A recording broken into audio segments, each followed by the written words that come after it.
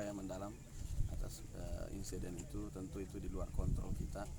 Tetapi paling penting saya sampaikan bahwa memang sejak saya PLT masuk di Maret, saya sudah instruksikan kemarin.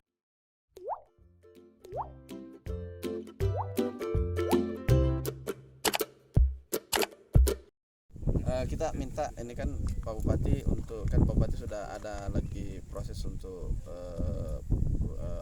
tanah lahan dari kehutanan dari 200 hektar. Jadi kita harapannya nanti menetapkan itu kawasan strategis untuk wisata Pangu-Pangu.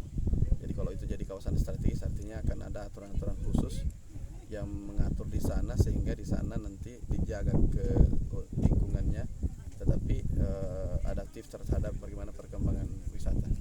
Jadi wisata di situ nanti kan ya karena dingin ya mungkin model-model kita harap sebenarnya seperti Lembang ya, kayak gitu, Bandung gitu. Jadi jangan Lembang hanya di Jawa. Jadi kan Lembang juga namanya. Ya. Karena kebetulan di sini desa kita di sini namanya Lembang. oh, siap.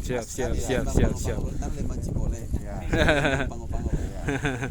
Lembangnya selesai. Sama-sama Lembang Sama Lembang. Ya. Terkait mungkin ada arah Pak Munji kemarin jumpa pers terkait dua remaja yang kemudian meninggal kemarin itu, Pak. Pertama tentu kita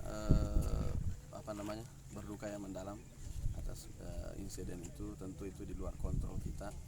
Tetapi paling penting saya sampaikan bahwa memang sejak saya PLT masuk di Maret, saya sudah instruksikan kemarin Satpol PP untuk menutup tempat itu karena kemarin sebelum saya masuk memang sudah ada galian ya, ada ilegal itu. Makanya saya minta ke waktu itu juga Maret waktu kemarin saya minta itu dikeluarkan semua itu eskavator, mobil-mobil beraktivitas itu dilarang dan ditutup. Sudah ada penutupannya, sudah ditutup dan saya minta dijagai Satpol dan itu Pak Pembicara itu sudah ada. Cuma namanya anak-anak kecil dengan luasan yang besar ini stadion ini memang kadang-kadang susah untuk sudah pernah sering dilarang dan ada beberapa memang, tapi tentu pada dasarnya bahwa mereka anak-anak.